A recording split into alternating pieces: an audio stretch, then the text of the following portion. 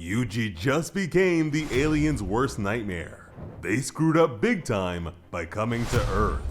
On a rooftop, Usami accepted that Pandora's box had finally been opened, an assessment that Mino agreed with. After all, the Simurian mothership is powered by cursed energy. Mino mentioned that humanity is still exploring cursed energy as a new source of energy. However, converting it into anything other than Jujutsu techniques has proven inefficient, so research has hit a wall, and they've been doing this ever since Kenjaku visited the White House. But everything changes if the public learns that Naunax, the alien mothership, is powered by cursed energy. Even more so, if the sorcerers can get their hands on such energy converting technology from the Simurians. They'd be looking at the first energy revolution in roughly 70 years. But that would also mean that the hunt for Japanese people would intensify yet again.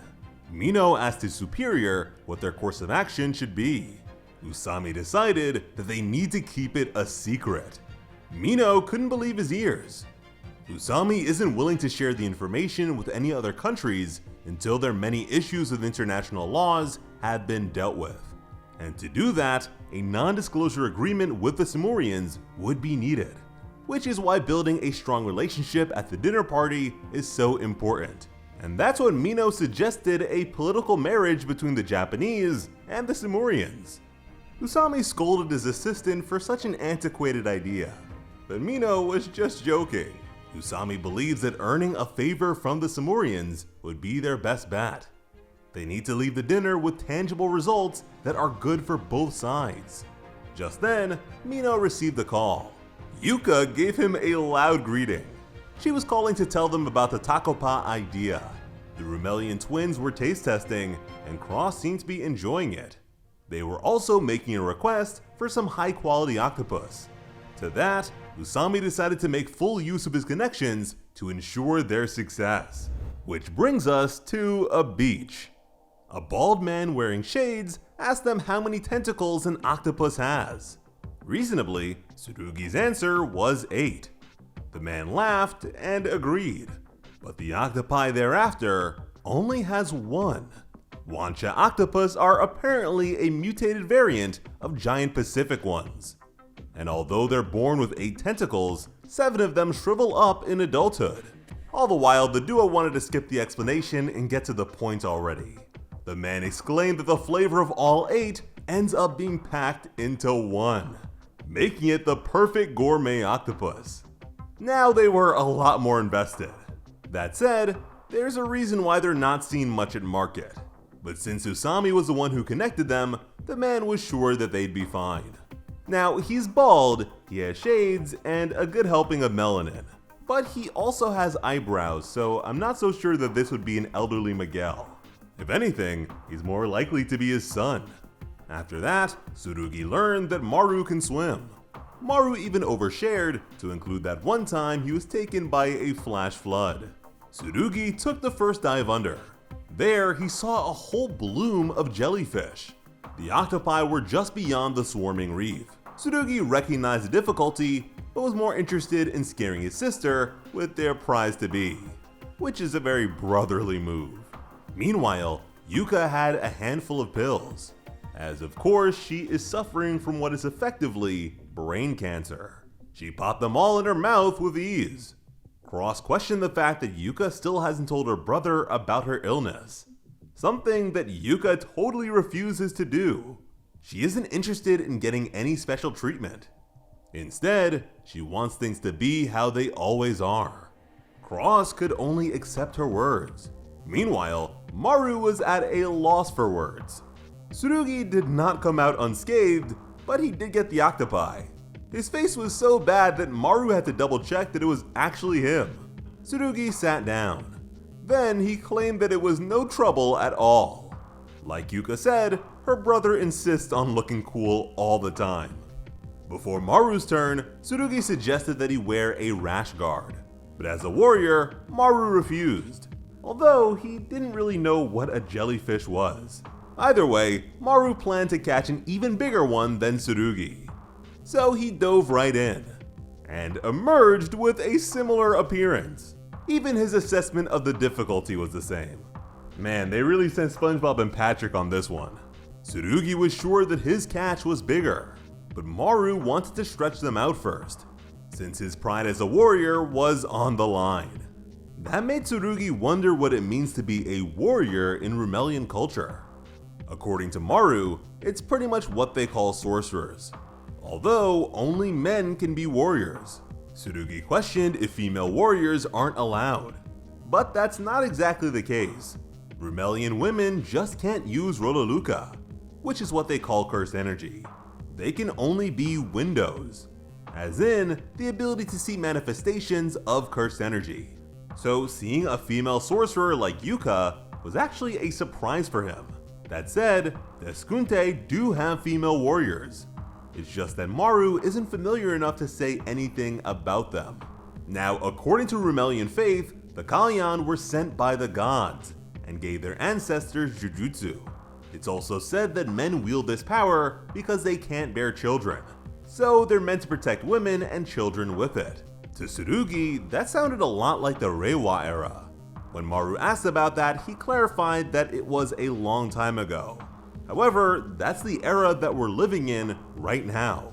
Tsurugi wondered if that doesn't make things hard for women who can't bear children and men who aren't sorcerers. Maru clarified that anyone who works to protect Rumel is respected, even if they're not warriors and even if they're not men. In fact, Jabaloma isn't a warrior. So now we have a better idea of just how many sorcerers the Simurians have come along with. And according to Tsurugi, Jabaloma has the most alien appearance. Maru remembered that the Rumelian women would be at the cultural exchange too. They've been stuck on the mothership for their safety, which is something he honestly feels bad about. Tsurugi accepted that more than just being overprotective, it's straight up patriarchal. But as he touched a scar on his forehead, Tsurugi understood. This was accompanied by a shot of a wounded Tsurugi holding his little sister's hand as she cried. According to him, it's not that they're weak, but more like they couldn't bear it if they were to be hurt. And at that point, it's hard to say who the weak one really is.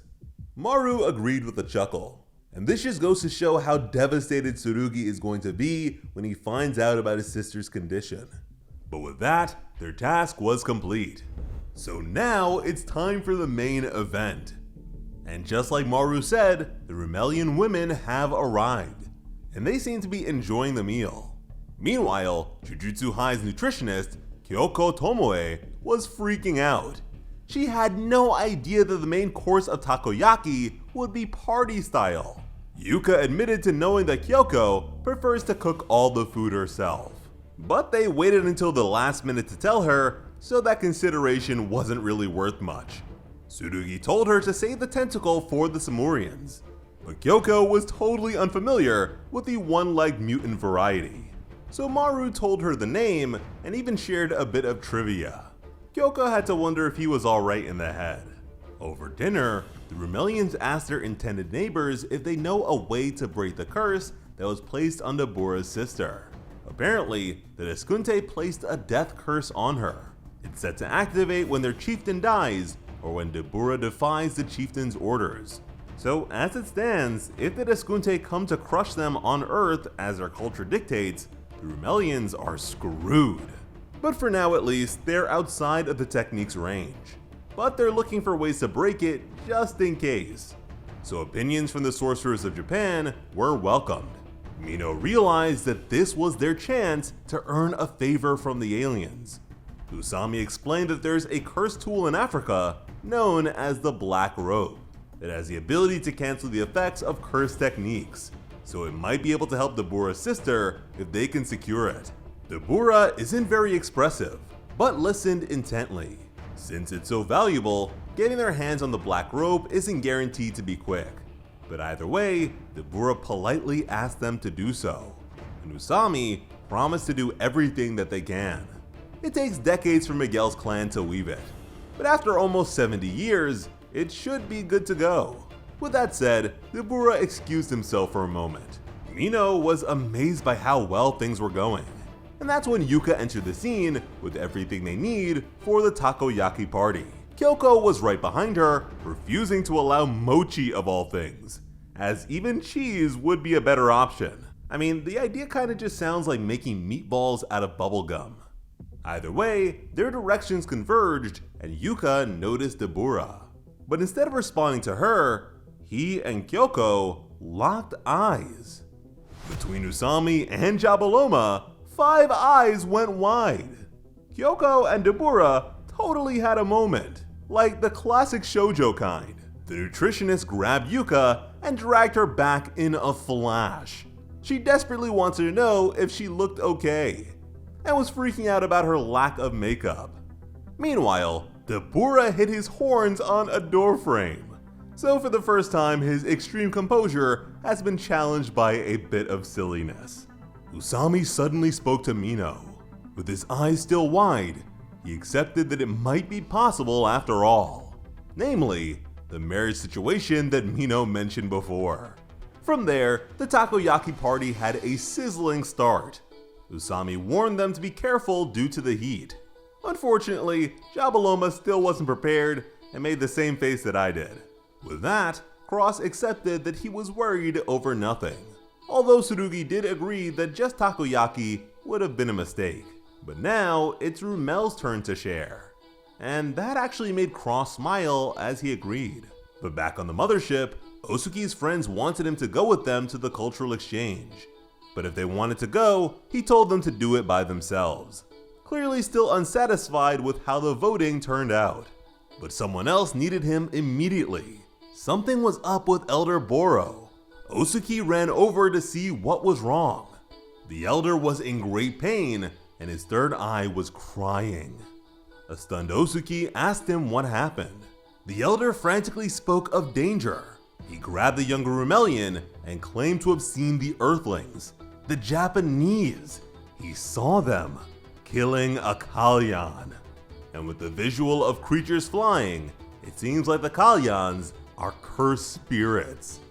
This is a major revelation that threatens the possibility of peace between the sorcerers and the Rumelians.